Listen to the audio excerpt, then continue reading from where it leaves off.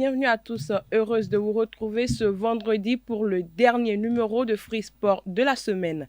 La phase allée de la Ligue professionnelle de basketball a connu son épilogue dans la conférence sud le mercredi 2 mars 2022. 3 matchs ont marqué la fin de cette phase allée au centre communautaire Eyard de Cotonou. Je vous invite à suivre le compte-rendu des matchs que nous propose notre reporter. Le champion en titre Aspac Basketball Club n'a pu confirmer sa suprématie face à Élan Coton BBC.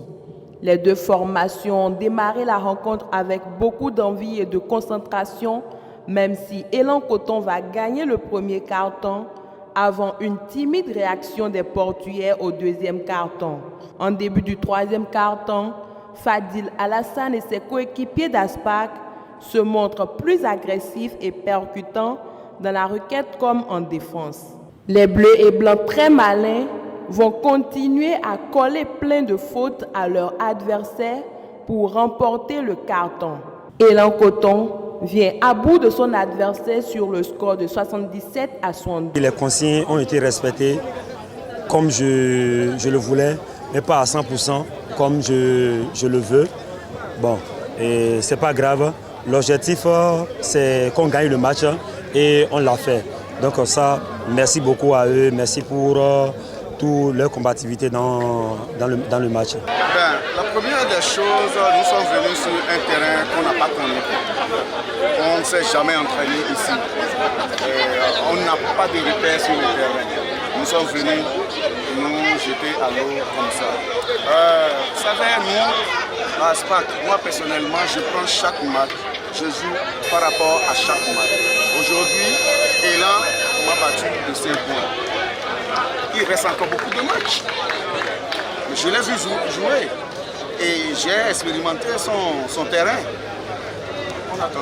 Dans les deux premières rencontres disputées au centre Eyard de Cotonou, l'Éternel n'a pas été le berger d'Éternel Basketball Club, battu par Renaissance BBC 79 à 43. L'équipe est rentrée lentement dans la compétition et s'est améliorée de match en match.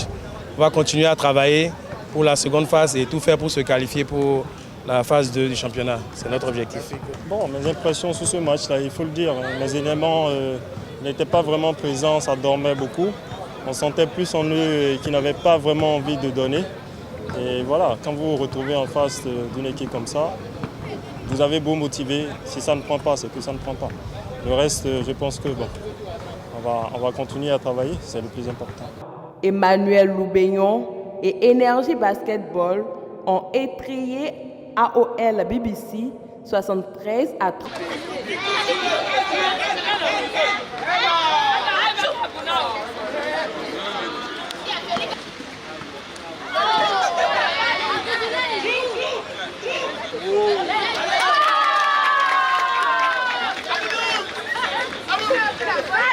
Dans le septentrion, les clubs de Parakou dominent le classement général sans forcer. Le vice-champion en titre a confirmé son statut de maître dans la conférence Nord.